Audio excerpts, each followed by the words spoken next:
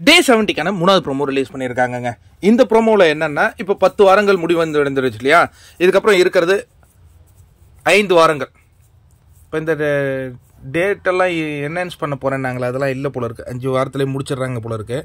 சரி, இப்போ வந்து உங்களுடைய அடுத்த கட்ட திட்டங்கள் என்ன அப்படின்னு ஒவ்வொருத்தவங்களையும் கன்ஃபெஷன் ரூமில் கூப்பிட்டு சேதனை பேசிகிட்டு இருக்காரு. ஜாக்லின் வராங்க.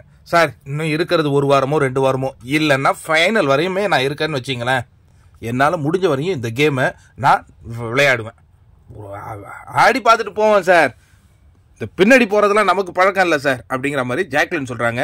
முத்துக்குமரன், சார் இந்த கேமுக்கு நான் நேர்மையாக உண்மையாக இருப்பேன், தவறுகள் நடந்துடுச்சா அது ஏற்படாத வகையில் நான் இந்த கேமை விளையாடுவேன், என்னை பொறுத்த வரைக்கும் நான் பிக் பாஸை எப்படியாவது ஜெயிக்கணும்னு வந்திருக்கேன், அதற்காக நான் தொடர்ந்து போராடிக்கிட்டே இருப்பேன் சார் அப்படின்னு ரொம்ப ஆழமாக சொல்லிட்டு போகிறாரு. அடுத்து சவுண்டு, நீங்கள் சார் 5 வாரம் என்னுடைய திட்டங்களை கேட்குறீங்க, நான் 5 வாரம் இருந்துட்டாலே பெரிய விஷயம்தான் சார், அதுதான் சார் எனக்கு ஒரு பெரிய திட்டம் அப்படிங்கிற மாதிரி சொல்கிறாங்க.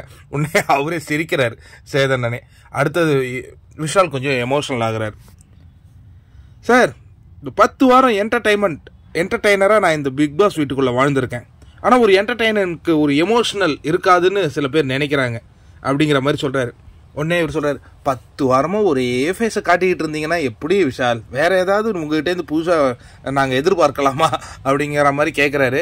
கண்டிப்பாக நான் ட்ரை பண்ணுறேன் சார் அப்படிங்கிற மாதிரி சொல்கிறாங்க. எனக்கு இங்கே தான் ஒரே கேள்வியாகவே இருக்குது, என்டர்டைனர்னு விஷாலே தன்னை தானே சொல்லிக்கிட்டே இருக்காரு, ஏதோ ஒரு என்டர்டைன் பண்ணியிருக்கார் போல இருக்கு, என் கண்ணுக்கு தான் தெரியாத போயிடுச்சுன்னு நினைக்கிறேன்.